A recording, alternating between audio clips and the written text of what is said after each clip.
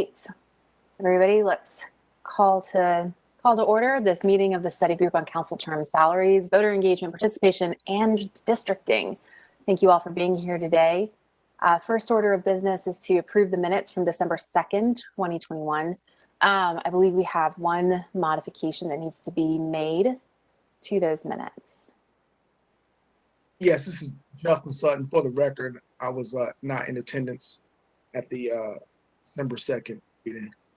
All right. So with that modification made to the minutes, do we have a motion to approve or any other changes before then?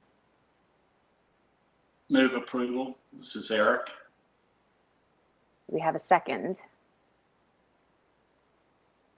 Second. All right. All in favor, nod your head, raise your hand, say aye if your mic is on. Aye. Aye. All right. Next order of business, we'll hear from Taisha Hinton on some updates for the public input process from the 3 listening sessions that have been hosted so far. So Taisha, we'll turn it over to you.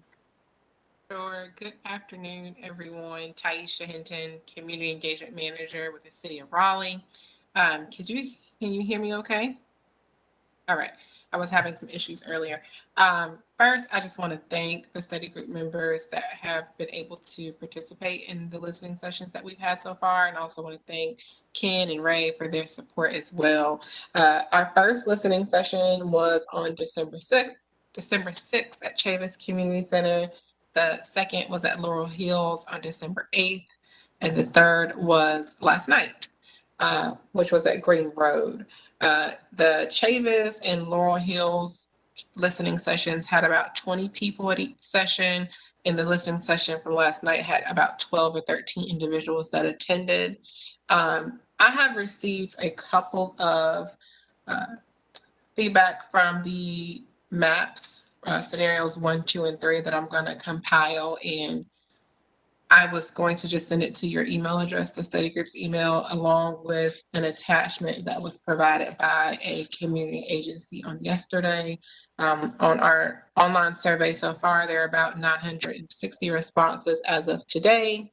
And our next listening session will be January 5th at Abbott's Creek from 6 p.m. to 8 p.m. That's in person. January what date? January 5th from 6 p.m. to 8 p.m. And that's at Abbott's Creek. And I'll just highlight some of the feedback as far as redistricting. One person stated that scenario 1 has the fewest changes, less disruption, as you know. Somebody else talked about scenario 2 actually being the most balanced of the maps. Another person said that scenario 1, the con to scenario 1 is that it moves a majority of minority communities, and they put that con for scenarios 1, 2, and 3.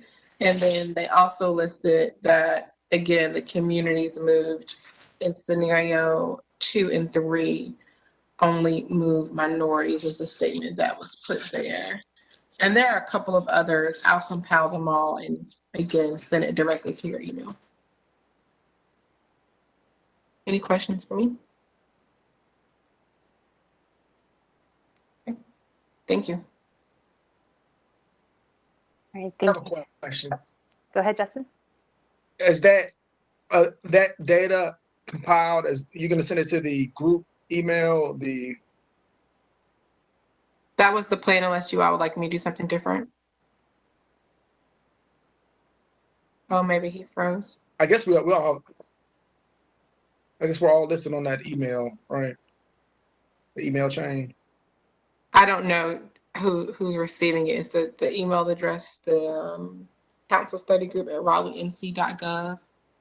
It's not coming to me. Ray, do you know who that's going to by chance? Eric, if you're talking, I don't think you're on. Oops, sorry.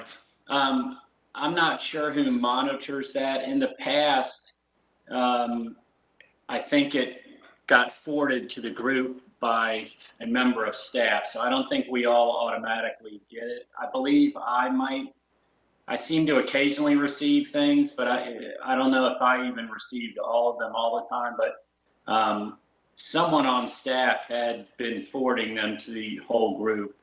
Okay, I'll take that. I'll take that responsibility. I reach out to IT because I reach out to IT and make sure that you get all the information that's been sent there. Okay, because I haven't received anything from that email in quite a while. So if there's been something recent, it hadn't been coming out. Yeah, there's been several individuals that I know have responded via the email address. So all I need to do is reach out to IT to have them forward it to me, and then I can compile that and get it to the group. Okay, thank you. All right. Any other questions? I just wanted to thank you for going to all those meetings, and I've attended one, and I know they've been interesting. So thank you for doing that, especially because you weren't part of this whole process all along. So I know you've had to catch up and learn some of this stuff as well. So thank you for doing that. Thank you. I appreciate that. Were there any exhibits or handouts delivered by any of the participants that we could review, as well as your overview? I just would, since I didn't get to go to any of them, that would be helpful if there was something to read or look at. Sure. So there's one group who gave about 3 or 4 page document here that I just need to scan in. The comments that I mentioned earlier are all on handouts as well. So yes, to answer your question, I'm instead of sending you about 10 sheets of paper, I'm going to try to put it all together. Great, Taisha. Thank you. Right. In terms of the exhibits at the meeting, for redistricting, staff had 3 large format maps on boards, as well as a base map that showed all of the precincts and their population. And that was just sort of for reference that people could look and see what, kind of see how much population was moving in each precinct. The input form was people were invited to list their pros and cons on the maps. And so Taisha's collected all those sheets. And as you said, we're going to try to make them digestible, but we're getting a fair amount of feedback. Was the feedback limited to the redistricting, or did it cover any of the other areas that we addressed earlier when the committee was first formed?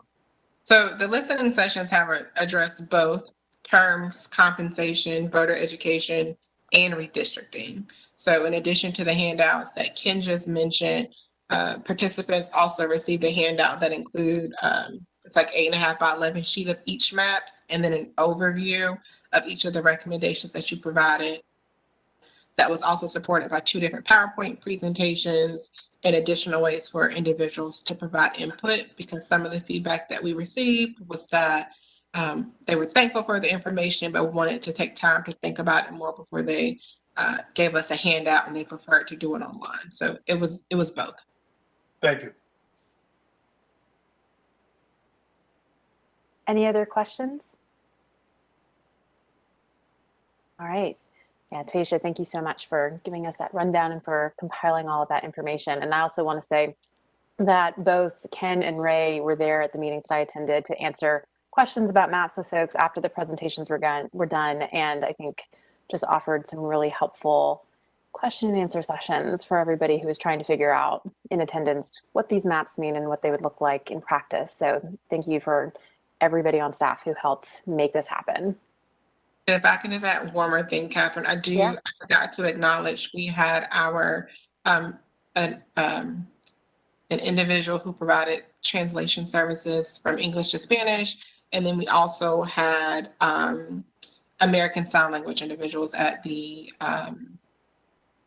Laurel Hills. Laurel Hills. Laurel Hills. Thank you. So we had a couple of different ways we wanted to make sure we could reach everyone. And I actually did see a couple of social media comments acknowledging that as well. So I thought that was real helpful. I do have a question though, because I'm ignorant, and I want to ask. The translator, did they give somebody earpieces? How did that work? The person was in the back of the room Yep. doing it.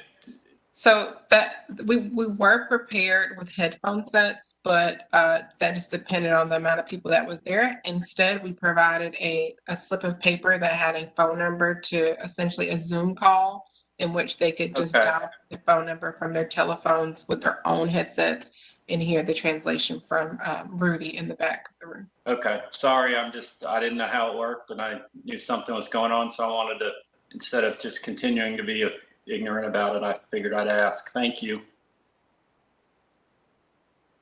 All right.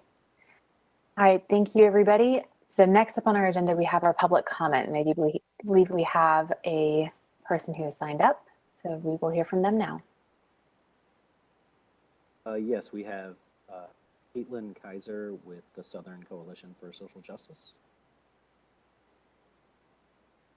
Good afternoon, everyone. I'm going to share my screen.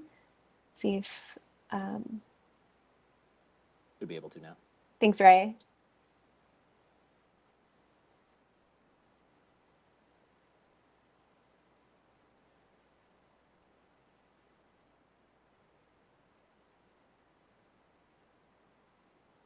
All right, good afternoon, everyone. My name is Caitlin Kaiser, and I am Voting Rights Counsel at the Southern Coalition for Social Justice. And I appreciate everyone's time in providing us the space this afternoon. And just a little bit about the Southern Coalition for Social Justice. We are a nonprofit organization based in Durham. We partner with communities of color and economically disadvantaged communities in the South, not just in North Carolina, but all across the South, to defend and advance their political, social, and economic rights through the combination of legal advocacy, research, and organizing and communications. And as we all know, right now we are in the process of redistricting. And so with redistricting, our work focuses on advocating for fair, transparent, and inclusive redistricting at all levels. And we also work with cities, local municipalities to ensure that election administration doesn't threaten meaningful participation in decision making. And so we sincerely appreciate this study group doing that, being transparent within the redistricting process, ensuring that community members have multiple opportunities to provide input, whether that be in person, whether that be through email, or providing further opportunities after sessions have been done. And so just an overall view of the City of Raleigh's redistricting process. I think what's essential is, as Ms. Hinton had stated, sometimes when community members look at the maps that they're presented at, they need time to think about it and reflect and see how it really impacts their community and where they live. And so at the Southern Coalition for Social Justice, we really focus on centering that community input and that community, what we consider it to be, community expertise within the redistricting process itself. Because redistricting, although it is a political entity, it does impact social and economic resources that are provided to our communities. And I also want to note that the City of Raleigh has provided an inclusive website for redistricting, which can help within that ability for community members to understand. Importantly, I think the interactive maps have a really great advantage for community members to input their address and to really see how their districts have changed over the three potential scenarios. And finally, the redistricting criteria that the city has provided is similar to traditional redistricting criteria, plus or minus 5% total deviation, continuity, compactness, preserve communities of interest, avoid impairing incumbents, and consideration of future growth. Just to note, the preserve communities of interest, sometimes what we see is when we say preserve communities of interest, there are multiple definitions of what that means. And the city has provided this definition, keeping existing neighborhoods and areas with common interests together whenever possible. And that term common interest then could be defined by each individual community member. So I think if there are questions about that, or this comes up, one of the definitions that the Southern Coalition for Social Justice advocates for is common interest is a neighborhood, community, or group of people who would benefit from being maintained in a single district because of shared interests, views, policy concerns, or characteristics.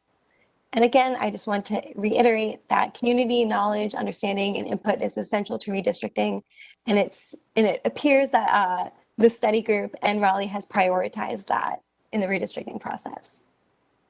And so looking at the current city council map, it was adopted in June 2021, and it has two majority minority districts. And I want to clarify that when I say majority minority districts in this space, I'm not necessarily referring to the Voting Rights Act and the definitions that and the legal tests that are required under what's called the Jingles factors. What I'm saying here is that there is a district that is sufficiently large and geographically compact, and it is 50% or more of a ethnic or racial minority group.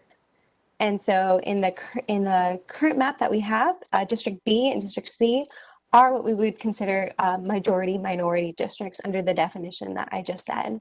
And you can also see that in the current maps that because of the way the shape of the city of Raleigh is, getting to a compact map is sometimes hard to do, but as we go through the different scenarios, we will see that especially District D becomes more compact as the scenarios grow.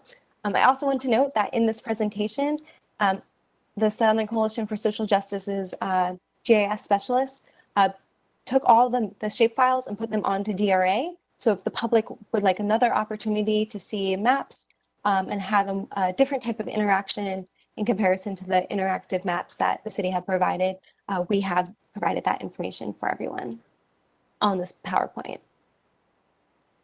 And so going to scenario one, we see in scenario one that there is minimal change in comparison to the current map.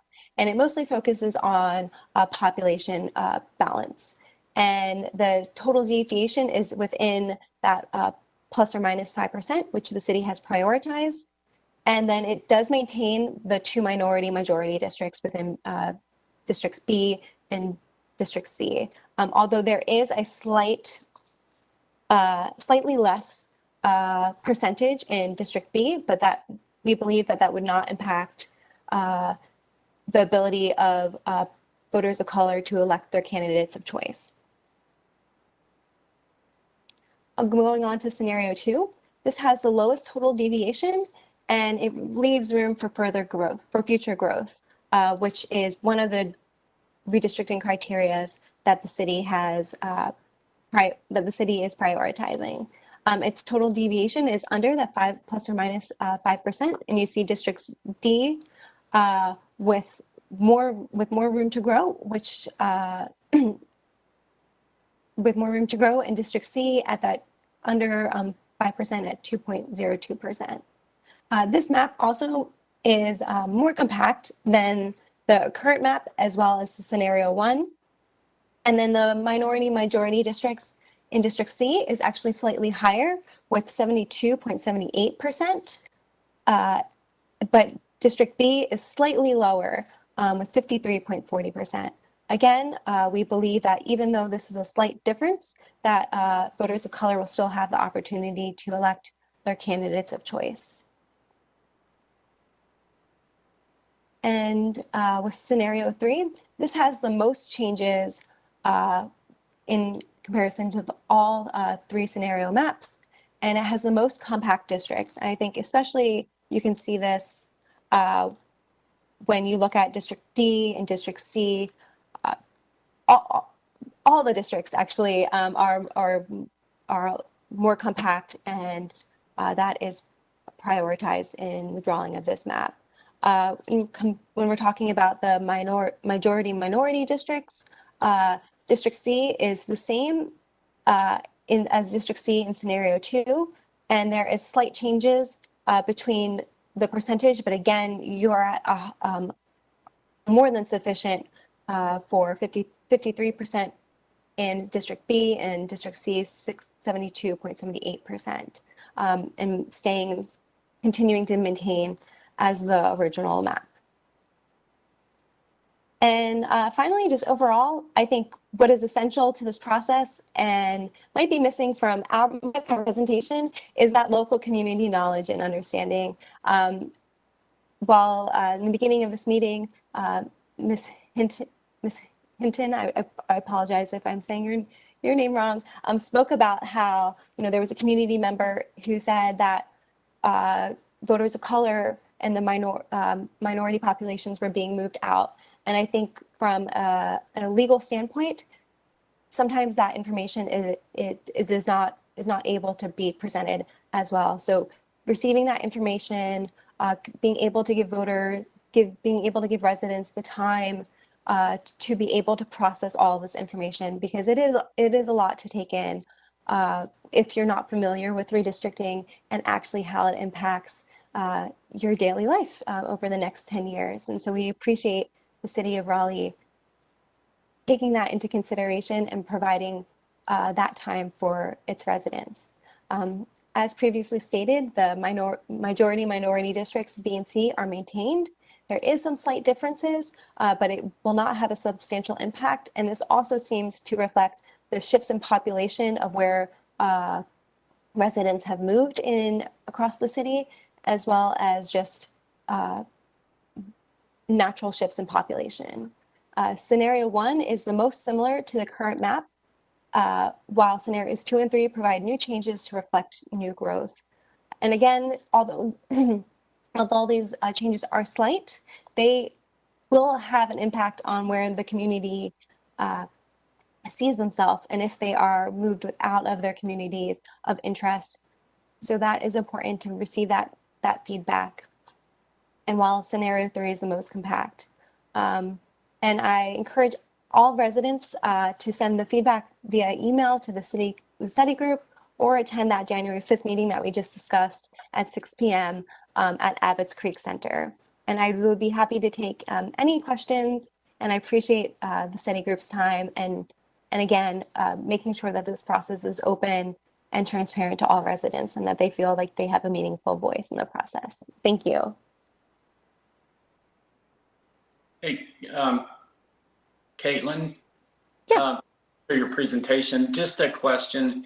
Are there, does the DRA mapping tool, does it have advantages or disadvantages relative to the city's tool that people might be interested in? I'm not familiar with it, and I just, are there reasons why folks might want to take a look at that one, even though they've looked at the city's?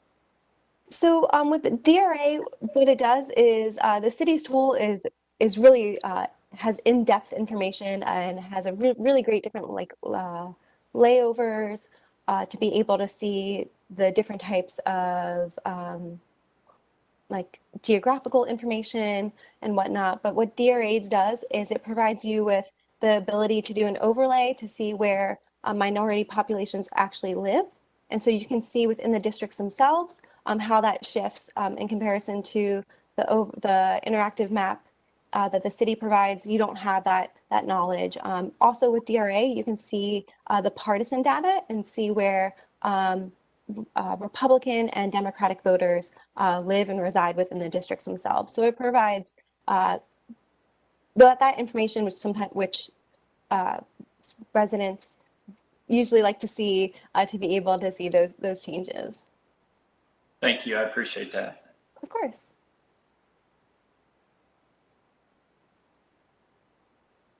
Okay. Does anybody have other questions for Caitlin? Yes, this is Justin Sutton.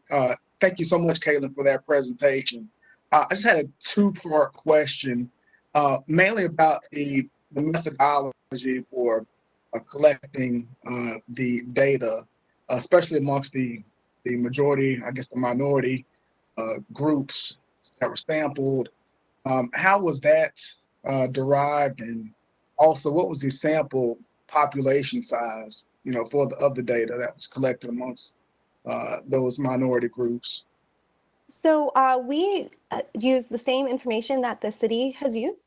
And so we asked Catherine for the shape files. And so our information that we have presented today is the same information that the city has used. And so if you actually look at the city's redistricting website, they will be very similar. What we did, though, we had our GIS specialists look at the race and ethnic breakdown using the census data. Right, and This is that'll be just. Go I ahead. was just going to expand on that answer because the data that we've published and the data that was used is the full decennial census count. So it's not a sample. It's supposed to be everyone.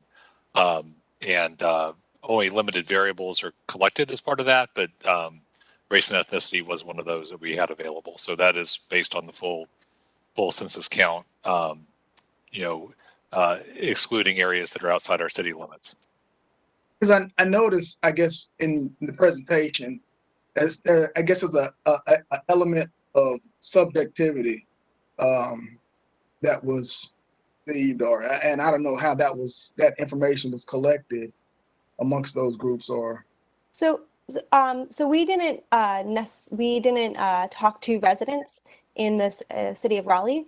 We used the census data, the decennial census data that was just collected, and we used the decennial census of the federal government's characterization of ethnic and racial minority groups. And so the census data itself only collects a certain amount of groups. So you'll look at Black, Hispanic, Asian American, Island Pacificer, and other other protected groups underneath the federal law.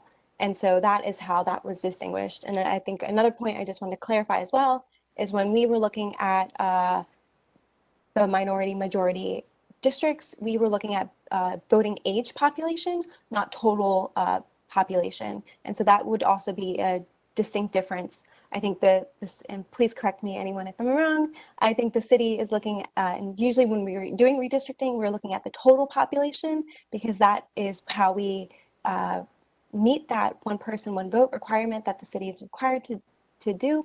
But when we are looking at minority majority districts, we find that it's helpful for residents as well as city officials to be able to see, who can actually vote in these districts themselves. And so we use the what's called the voting age population when looking at the majority minority districts. And I guess there's still data to be released and ongoing to be collected amongst the small groups, and especially with the January 5th listening section coming up. And also once Taisha sends out or distributes that feedback from the previous meetings. Yeah, and I think no problem at all. And I do think it is essential what the city is doing in regards of providing multiple avenues for people to plug into redistricting, not just, this meeting is being recorded and is live right now, so people can go back and listen to it. I think having that email there, even if people can, I'm not sure if this is an option to call and leave voicemails, is a way for people to continue to engage because we know that, we're still in a pandemic and there are people who cannot come out to these public meetings and represent. And so I know that we had those 2 virtual meetings, which is a great space for people to provide. And I hope the city, after the study group prepares their presentation and report for that January meeting, continues to provide virtual options for people to plug in and be able to voice their concerns with the redistricting process. Harvey. Thank you, Catherine. Caitlin, thank you. That was a good report. If I can winnow it down, what I heard you say is that the observations regarding the interests that the city established in setting these 3 scenarios out, your findings were consistent with their intent, and that there wasn't anything within the makeup of the 3 options that fundamentally gave your organization a sense of unfairness or out of balance in your review of the three scenarios? Correct. And that is correct. But I have also not been I've not been privy to the comments, residents' comments about the maps, and so I think that's an essential point. Is we can provide this presentation and look at the maps, singular, not with necessarily in having real world experience. And so I think the lived experience of residents, saying similarly what was originally brought up is that my community has been moved out of these districts, or why am I not back in here, or I don't necessarily feel like I fit with outside of the belt line, or I'm now moved into District B, but I don't have any shared common interest with residents who are within District B. And so listening to those, so even though there is some slight changes across the three scenarios, those slight changes might actually have a direct impact on a resident and where and how they view their community of interest. And so from the perspective that these maps do fit the criteria that the city has used, and there are slight changes that right now at this time the Southern Coalition for Social Justice does not find problematic. But I think, again, being able to listen to the feedback that the city receives and being able to, one, be transparent with how the city is going to use that feedback, and two, if possible, actually publish that feedback so all community members can be able to see what was provided to the city itself, because that is an element of trust within the redistricting process. And we want to make sure that people can feel that their voice is being heard and that their voice is not being potentially manipulated, or that their voice was potentially just pushed aside, and that this was a process that didn't necessarily take in. So being able to, if possible, publish the feedback that the city has received in some type of manner would be really a great exercise, and actually be able to lead Raleigh would be able to lead the way for other cities across North Carolina in doing so. And what I'm hearing there is that macro fine, micro don't know, need to cultivate the feedback that we've got, disseminate it, and see if it generates any more feedback that might be useful in evaluating the macro based on any micro impacts. Yeah, I think that's great. Yeah, and I think that also shows that redistricting should be a iterative process. And so we have these three scenario maps, and community members might like different parts of these three scenario maps. And so being able to provide an opportunity potentially, and again, I'm not sure of the circumstances, and so I apologize if I'm speaking out of turn, but if there's a potential to be able to create a fourth scenario map that potentially combines different parts that community members like out of all three. And so I think it's important that the redistricting process is iterative based off of the feedback the city receives.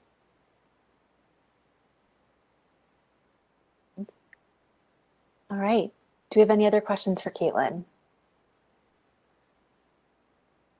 All right, Caitlin, thank you so much. I think just as your and Harvey's back and forth just illustrated, right, this group is collecting both, information about the forest and the trees, the forest being that kind of like macro perspective and that mathematical data set that you and your groups and the others who have already spoken to us have been able to provide. And then our other listening sessions are helping us get the trees, the experiential and anecdotal stories from folks who are actually living in our communities and are going to be directly impacted by this. So thank you for helping flesh out one side of the information flow for us. We really appreciate your time today. Thank you everyone for having me. And if there's any further questions, Catherine has my information, and Happy New Year and happy holidays. All right. Very helpful. Thank you. Bye-bye. Bye-bye. All right. I do not believe we had any other individual sign up for today's public comment period. So unless that has changed in the last 30 minutes, we are done with that. Okay, great. So next on our agenda, we just have some deliberations. So if we have anything that's come up today that we need to discuss more before we kind of go into the holiday break and then the final kind of leg of all of this in January. Harvey? So that was a helpful conversation with Caitlin to sort of put things in context. I did get some angst out of the first session from a couple of the presenters regarding number 3, although it was sort of an ambiguous concern about 3, and it may had to do just with the number of changes that took place in scenario 3. But I'm getting a sense from the structured feedback that we've got that the pluses on this conversation tend to be centered around the intent that the city had in putting the scenarios together. And none of those scenarios have reached some sort of hot spot. Now it's a question of looking at those individual trees and seeing if there's something that we missed. But taking all of this data and putting it into a plus minus column, will staff can put some of that together for us for review, or do you want us to do that individually or in some sort of collective way? How do we get to the product that we need to deliver to City Council? I'm glad you asked. So what our intent is to read through all this commentary, and based on the input we got at the last meeting on December 2nd, we've already sort of started creating a running list of things that people have said that we would classify as pros and cons on each of the maps. And we'll continue to add to that list as we hear new things. So that would be one form of sort of trying to summarize in a more digestible format what you've heard. We're also obviously going to provide some of the more raw input that we've gotten, and some folks are emailing you, and you should be getting those emails from Taisha soon. In one case, we got one that was 3 pages long. It was a lot of information that I wouldn't try to entirely distill, but it brought up a new perspective that we hadn't heard before. So obviously it's up to the study group to decide what's on your list of pros and cons, and it can include things that you heard from the public, and it can include things that you came up with through your own deliberations. But we are going to try to put some of this information in a more digestible form so that it'll be more tractable to deal with. Yeah, to that point, and to follow up on the previous conversation, this distillation process that we're going through really should help our thinking as we go along, so that we're, not jumping to a solution set before we've had enough feedback given to us. And so then I'm just curious about whether our timing is right, or we need to have, because a deliberation to now is still missing all of that anecdotal feedback that you've picked up in any kind of granular form for us to review. So the next step might be another conversation before, what are we, the 13th? Or, the 13th might give us enough time. I'm just trying to think through getting to the 20th with a reasonable product and an appropriate amount of time of deliberation. Those are all really good points, and I think you're very correct to be focused on time. The addition of a meeting on January 4th has meant that we're going to be collecting input a little bit longer than we thought on the redistricting. So, or not January 4th, January 5th, which is a Wednesday evening. the next Thursday is the very next day, and I think that's too soon for us to have turned around a summary report and distillation of the comments. So probably the next meeting date, and obviously this is the next agenda item, but we might as well go there since you brought it up, is the 13th. What we would want is to make sure that you had in advance of that meeting materials that all the members could review so that you could be prepared to discuss it. From that would make any recommendations to staff about turning that into a report. But we would be, again, I think, distilling that down to a running list of pros and cons that so that we're already, because we kind of have to front load some of this work in order for you to meet your deadline. Based on the 13th, the following 1 week later would be to try to finalize a report to council. If that failed, we would have one more Thursday for which the study group could meet if there needed to be tweaks. If you felt the need for a third meeting in January, there would still be enough time to do that on the 27th, I believe. But that's the drop dead deadline because we have to get this ready to go to the council. I would like to, if we could wrap it up on the 20th, that gives staff enough time to put the report into the agenda. However, council recognized that you may need to the end of the month, and the report may not be published until it gets delivered to them in the meeting. But I think it would be good if we could wrap it up in time to load it into the agenda and have it part of their agenda backup, which would essentially be that it needs to be loaded up on the 27th. So if we can dispatch it with it in 2 meetings in January, I think that would be good. We have the 3rd meeting in reserve if that's necessary.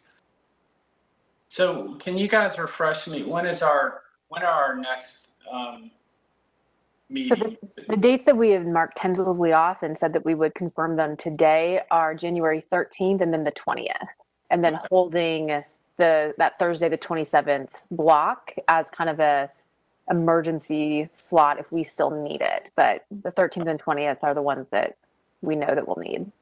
So Ken, do you guys think that you can, with the next community meeting on the 5th, can you get us kind of the summary, the draft kind of compilation of information by Monday the 10th? You're on mute, I think. Thank you. Yes, I saw Taisha also nodding her head. So yes, we can do that. Again, we have most of the information in hand. So we're going to start doing that compilation so that when the meeting on the 5th is concluded, we can simply add to what we've already created. We're not going to wait. Yes. Because I feel like, doable. I mean, this is just my own opinion, but, I feel like if we get that, it'd be great if it was possible to get it on the 7th, but I understand that's probably a stretch, but that Monday the 10th, that gives us at least 2 days to review it. Then presumably if everybody reviews it, that gives us a pretty good chance to have a good discussion on the 13th. So I think I feel like that works and gets us to where we can get it done by the 20th, but Well, and in addition to that, is it possible for us to start looking at kind of the raw comments that have been coming in so that we can also just review that? We don't only need to rely on and wait until January for a compilation and the rundown.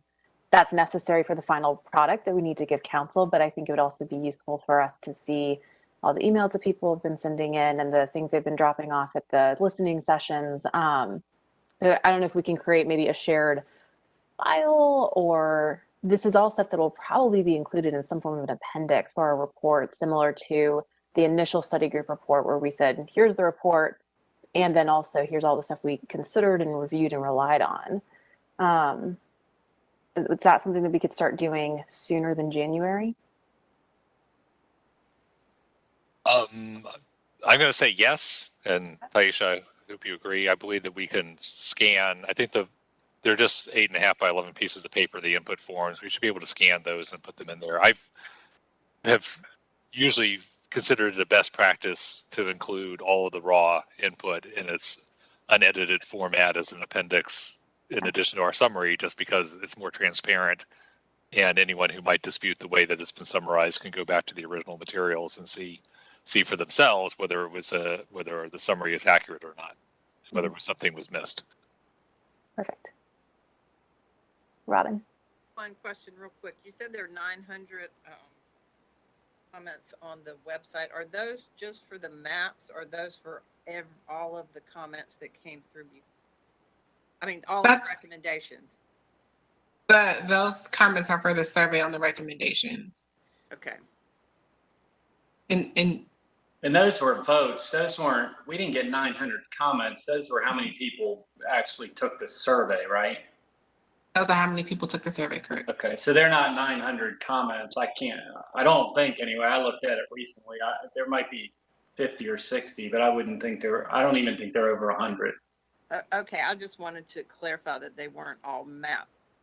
No, it looks like I'm looking right now. There are 237 comments, 996 people that participated. But again, that's the terms and compensation. That's not maps. So is the expectation that the information that you all receive in its raw form is both compensation and maps, or? No, just the maps. Just Okay. the maps. The compensation, that stuff's done. That's for the city council to consider at this point, unless I'm mistaken. No, I thought so. I just wanted to make sure. Yeah, my understanding I was as just well. clarifying that, so it wasn't too big of a data sort of dump on the study group, and it got it distilled down to whatever was just map related. Perfect. Anybody have other thoughts about our process between now and the 13th? And is everybody okay with January 13th and 20th at 2 p.m. as our next meetings?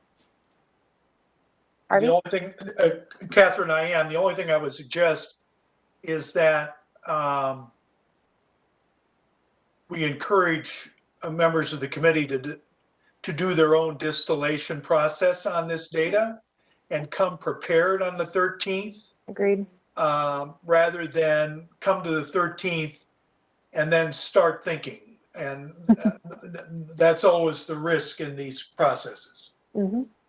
I think that is a very well taken point, and I reiterate it wholeheartedly. Might include it in the communication. Will do. All right, any other closing thoughts? Do you have any personal observations about the sessions that you went to that would speak to the efficacy of what we're doing so far? Mm-hmm. Yeah, I think most of the questions that I have observed people have related to the districting maps in particular, as opposed to the other set of recommendations that we already made to council, have been questions about process more than result. There were a handful of questions last night, and Ken and Ray got more of the specific questions from people asking about, the maps that they were looking at. But most of the people wanted to know what process is happening, what our process is going to be, what exactly we're recommending to council.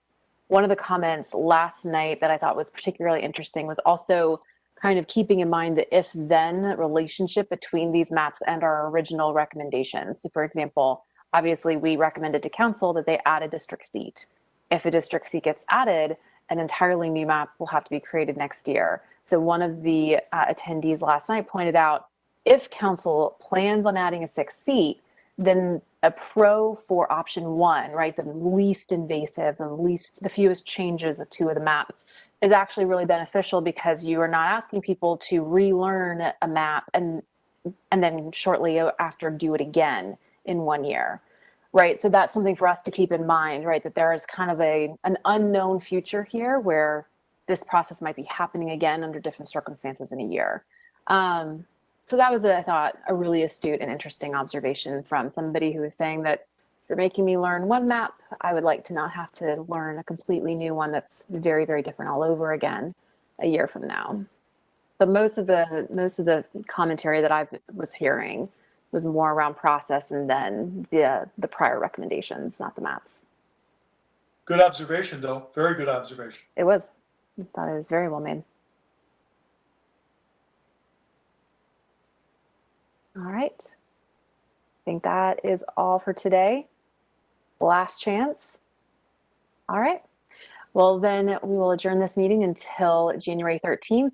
If anybody is able to come to January 5th, these are, I think they're really fun. I get like all my Leslie Knope energy of just like democracy and people showing up, and it's really, really fun. But until then, I hope everybody has a great holiday period and a happy new year. See you all in January. Thanks, everybody. Bye-bye. Thanks. Merry Christmas. Merry Christmas.